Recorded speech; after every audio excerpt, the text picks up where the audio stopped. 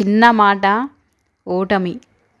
ఓటమి అనేది మన ఆలోచనలో మాత్రమే ఉంటుంది. మనము ఏ రోజు ఓడిపోయామని మన మనసుకు చెప్పుకొని ఇంతే ఇగ నా లైఫ్ నేను ఓడిపోయినా, నేను సాధించలేనని అనుకుంటామో ఆ రోజే ఓడిపోతాం.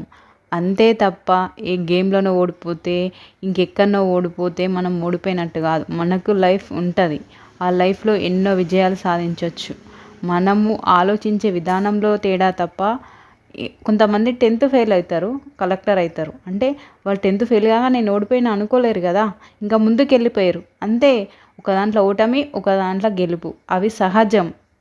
ఈరోజు ఎట్లా వస్తది, రేపు ఎట్లా వస్తది, రాత్రి పగలు. అవి ఎట్లానో ఓటమి గెలుపు అది కూడా అంతే. అంతకు మించి ఇంకేమీ లేదు. ఓటమి రాగానే భయపడొద్దు. మన ఆలోచనలు అంతే. మన ఆలోచనలు ఎలా ఉంటే అలా వెళ్ళిపోతాం. ఒక దగ్గర ఓటమి వచ్చింది, ఇంకొక దగ్గర గెలుపు వస్తుంది. మనం ప్రయత్నం చేయాలి కదా! ఫస్ట్ మనం ప్రయత్నమే చేయకుండా నాకు అక్కడ ఓటమి వచ్చింది, నాకు ఇంకా ఇక్కడ గెలుపు రాదు, నేను గెలవను అనుకుంటే ఎప్పటికీ గెలవం కదా!